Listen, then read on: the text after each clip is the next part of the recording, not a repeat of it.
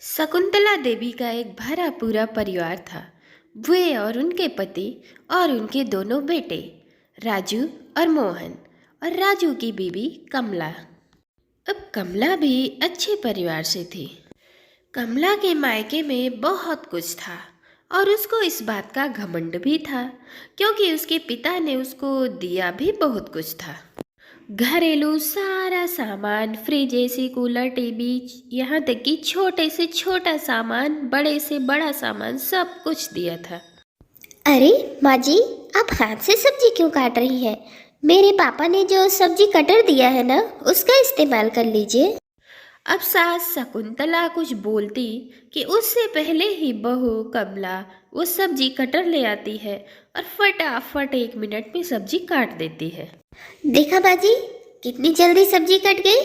मेरे पापा ने मुझे महंगा और सारा जरूरत का सामान दिया है। एक भी सामान आलतू फालतू नहीं है। तभी राजू ऑफिस से आता है और अपना बैग मेज पे पटक देता है। ओहो राजू जी, कितनी बार आपसे कहा है कि थोड़ा साफ सफाई का ध्यान दिया करिए। आप हमेशा बैग लाके सोफे पे रख देते हैं। सोफे का कपड़ा खराब हो जाता है। पता है कितना महंगा सोफा है? आप न खरीद भी नहीं पाओगे। वो तो पापा ने कहो दे दिया। अब अपनी पत्नी की इस तरह की बातें सुन के राजू को बुरा तो लगता है, पर बेचारा कर ही क्या सकता है। बीवी के आगे किसी मर्द की चली है क्या। राजू बेटा, बुरा मत मानना, पर थोड़ा कमला को समझाया कर। यूं ऐसे ही सब पे हुक्म चलाया करती है। माँ, आप ना उसका नेचर तो जानती हो। वो मेरी भी नहीं सुनती। अब मैं क्या करूँ इसमें? तुम ही तो पसंद करके लाई थी अपनी बहू, अब झेलो। कमला बहुत ही गर्म मिजाज की थी। वो किसी की नहीं सुनती थी। अब तो घर में मोहन की शादी की भी बातें चलने लगी थी। एक अमीर जादी को घर लाकर देख लिया, क्या हुआ? अब मैं किसी ठीक ठाक घर की ही लड़की लाऊंगी, क्योंकि सबकी कम से कम इज्जत तो करेगी। वो धनी किस काम का कि बहू आए और अपना हुक्म चलाए सब पे। अब जल्द ही मोहन की शादी हो जाती है और घर में नई बहू सरिता आ जाती है। सरिता ठीक ठाक परिवार से थी। सरिता, लाओ जरा दिखाओ तो क्या क्या लाई हो। साड़ी, गहने, जेवर, तो उसी हिसाब से तुम्हें तैयार करूँ ना। अब सरिता अपना सारा सामान अपनी जिठानी कमला के सामने रख देती है। अरे ये क्या, इतनी हल्की हल्की साड़ियाँ? रहने दो, इनको मत पहनो। मैं अपनी देती हूँ, उसे पहन लो। पर याद रखना, खराब मत करना। अब सरिता फंक्शन में कमला की साड़ी पहन लेती है। गलती से उस पर कॉफी गिर जाती है। अब तो कमला का पारा हाई हो जाता है। वो कल की आई नई बहू पर सबके सामने चिल्लाने लगती है। ये क्या किया? हाँ, क्या किया सरिता? तुम्हें कुछ सोच समझ है कि नहीं?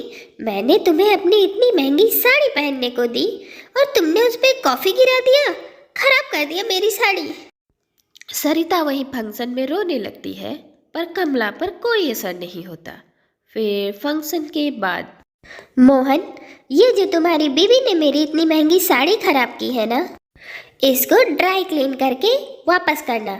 इसके पास जितनी भी साड़ियाँ हैं ना, उन सबको एक तरफ रख दो और मेरी साड़ी एक तरफ, तब भी इसकी बराबरी नहीं ले सकती। अब मोहन कुछ नहीं बोलता क्योंकि उसे पता है कि राजू भैया ने अपने ससुर से बिजनेस के लिए पैसे उधार ले रखे हैं ना, इसीलिए घर में कमला भाभी का हुक्म चलता है। फिर एक दिन की बात है, कमला के बेटे पप्पू ने अपनी चाची सरिता का नया पर्स तोड़ दिया। अब सरिता वो पर्स लेके कमला के पास गई। दीदी देखिए, पप्पू ने क्या किया। ये मेरा बिल्कुल नया पर्स था। अरे एक पर्स ही तो तोड़ा है, ऐसा क्या हो गया सरिता? कितने का होगा ये पर्स तुम्हारा? 100-200 का ना? ला दूंगी मैं तुम्हारे लिए दूसरा।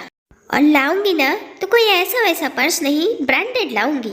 अब भगवान के लिए मेरे बेटे को ऐसा वैसा कुछ मत बोलना। हमेशा बात पैसों की नहीं होती भाभी, इंसान को अपनी चीजों से मोह भी होता है। अब बस भी करो सरिता, इतनी सी बात का इतना बड़ा मुद्दा बनाने की कोई जरूरत नहीं है। पर्स में ला दूंगी ना, बोल तो दिया है। अब फालतू में क्या बहस कर रही हो उसी बात को लेके? अब सरिता वो पर्स लेके वहां से चली जाती है। फिर अगले दिन कमला एक नया पर्स लाकर सरिता के आगे पटक देती है। मोहन, एक बात बताओ मुझे, कमला दीदी से कोई कुछ कहता क्यों नहीं है? और वो इतनी गर्म दिमाग की क्यों है? कभी मुझ पर कभी माँ जी पर बस चिल्लाती ही रहती है। अब क्या बताऊँ सरिता, हम सब भी यही झेल रहे हैं। इनको ना बस पैसे की गर्मी है। जिस दिन से आई हैं बस हम सब इन्हें झेल ही रहे हैं। फिर एक दिन सरिता, आज मैंने किटी पार्टी रखी है घर पे। 8-10 लेडी जाएंगी शाम को। उनके लिए कुछ अच्छा सा नाश्ता बना देना। अच्छा सा नाश्ता, ये नहीं तुम्हारे मायके में जो रूखा सूखा बनता था वैसा ही बना दो। अब सरिता चुपचाप रसोई में लग जाती है और सरिता बहुत ही स्वादिष्ट और ढेर सारे पकवान बना देती है। अब किट्टी पार्टी का समय हो रहा होता है और कमला तैयार होकर आती है और देखती है कि सरिता ने क्या क्या बनाया है। अब बताओ, इसमें स्प्रिंग रोल किसमें है, पास्ता किसमें है और वो पिज्ज़ा किसमें है? अब कमला सारे बाउल्स खोलकर देखती है तो उसमें सब्जी, पूड़ी, कचौड़ी ये सब चीजें देखकर वह सरिता पर बरस पड़ती है। ये क्या किया है सरिता? तुमने जानबूझकर मेरी इंसल्ट कराने की सोच रखी है ना? ये क्या देसी पकवान बकवास खाना बना दिया है? अब इस बार मोहन बोल ही पड़ता है। भाभी, हद होती है। वो सुबह से किचन में जुटी है, आपकी किट्टी है, ये सोचकर कि सबसे से अच्छा खाना बनाएगी। अभी उसने सुबह से कुछ नहीं खाया है लेकिन वो बनाने में लगी है। अच्छा, तो इसने अब तुम्हें आगे कर दिया है बदला लेने के लिए? आज तक आपने तो ऐसे कभी मुझसे बात नहीं की थी। बहू, मोहन गलत तो नहीं बोल रहा है। मैंने भी देखा है कि सरिता बहू सुबह से किचन में लगी है। अगर तुम्हें कुछ अलग बनवाना था तो उसे बोल देती। ये सब बनाने में कितनी मेहनत लगती है तुम्हें पता भी है? वाह भाई वाह, आज तो सब सरिता की बोली बोल रहे हैं घर में। ठीक है, मैं इस घर पे अपनी सहेलियों को नहीं लाऊंगी। मैं सबको लेके बाहर जाऊंगी। अब वो राजू से ढेर सारे पैसे लेती है और बाहर चली जाती है। अब सुबह वो किसी से बात नहीं करती और अपने कमरे में ही रहती है। अरे कमला, बाहर आओ, थोड़ा चाय नाश्ते में सरिता की मदद करवा दो।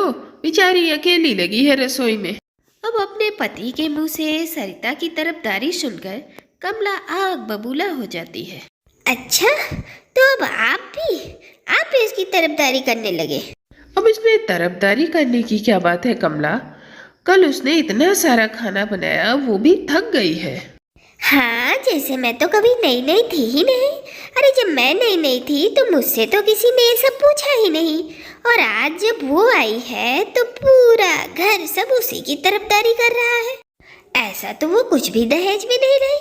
अरे मेरे मुकाबले तो 2 जोड़ी कपड़े भी नहीं है उसके पास। बस इतना सुनते ही ससुर रामलाल वहां पर आ जाते हैं। हर बात पैसों पर ही आकर क्यों टिक जाती है तुम्हारी? कोई सही बात तुम्हें कभी समझ में आती भी है या नहीं, या दिमाग में सिर्फ निगेटिव ही भर रखा है? फिर इतनी देर में सब कमला के कमरे में आ जाते हैं। राजू, मैं कल की आई लड़की के लिए सबकी बातें सुनूंगी। मैं जा रही हूँ मायके। अरे ये क्या बात हुई बहू, तुम्हें कोई कुछ कह भी नहीं सकता? अब वो सूटकेस उठाती है और जाने लगती है और जैसे ही अपने बेटे पप्पू को उठाती है तो वह देखती है कि वह बहुत गर्म है। पप्पू, पप्पू क्या हुआ तुम्हें? तुम इतने गर्म क्यों लग रहे हो? तुम्हें तो बहुत तेज बुखार है। ये कैसे हो गया? अब ये सुनते ही सब आपसी झगड़ा भूल जाते हैं। कोई डॉक्टर को बुलाता है, कोई दवाई लेकर आता है और कोई ठंडा पानी लेकर आता है। अपने बेटे को इतना तेज बुखार देखकर कमला परेशान हो जाती है और रोने लगती है। सबसे पहले सरिता ही उसके पास आती है। अरे दीदी, क्यों परेशान हो रही है? हम सब हैं ना, और बच्चे तो बीमार होते ही हैं। आप घबराइए नहीं, सब ठीक हो जाएगा। हाँ कमला, परेशान मत हो, अभी डॉक्टर आते ही होंगे। बस मोहन लेने गया है उनको। बस इतनी देर में ससुर जी पप्पू के ऊपर ठंडी पट्टियां रखने लगते हैं और राजू कमला के लिए चाय नाश्ता लेकर आता है। कमला, अब तुम कुछ खा लो। हम सबने तो एक साथ बैठकर नाश्ता भी कुछ कर लिया।